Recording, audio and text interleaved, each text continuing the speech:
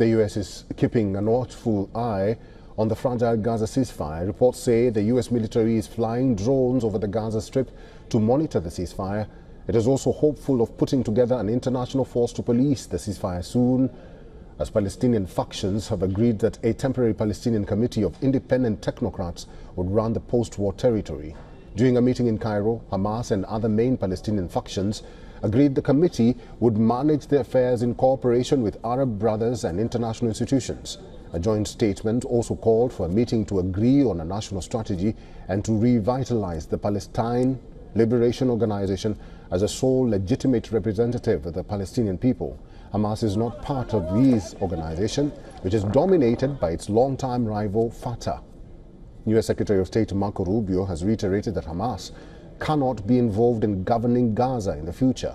Rubio, the latest top U.S. official to visit Israel, also expressed hope of soon putting together an international force to police the ceasefire, but he added that Israel would have to be comfortable with the makeup of the international force. Just a little bit over a week after a very historic. We haven't formed that force yet, so there's still work going on. There's a lot of countries that are offered to do it. Obviously, as you put together this force, it'll have to be people that Israel's comfortable, or countries that Israel's comfortable with as well.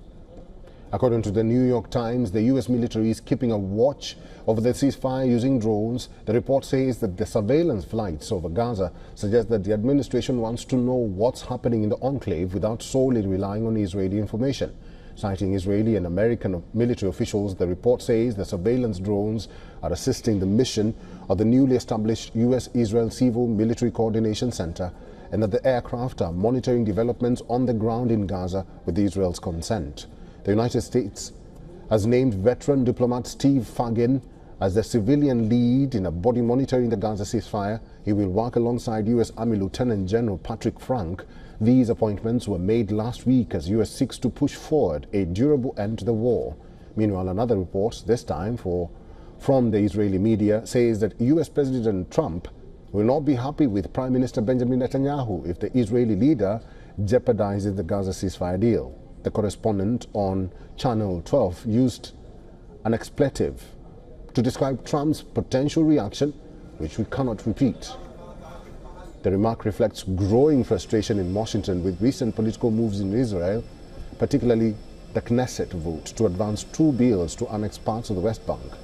President Trump has already warned Israel against any attempts at West Bank annexation. The West Bank is, don't worry about the West Bank. Israel's not going to do anything with the West Bank, okay? Don't worry about it. Prime Minister Netanyahu was asked if the U.S. is dictating Israeli policies after Trump said he blocked West Bank annexation. Netanyahu replied that they will always say that. It doesn't matter. Israel is an independent country. Netanyahu is facing pressure from both sides on this issue. Meanwhile, a majority of Israelis think that Netanyahu should not run in the next election. According to a poll aired by Channel 12, 52% of Israelis think he should not run, compared to 41% who think that he should, and 7% were not sure.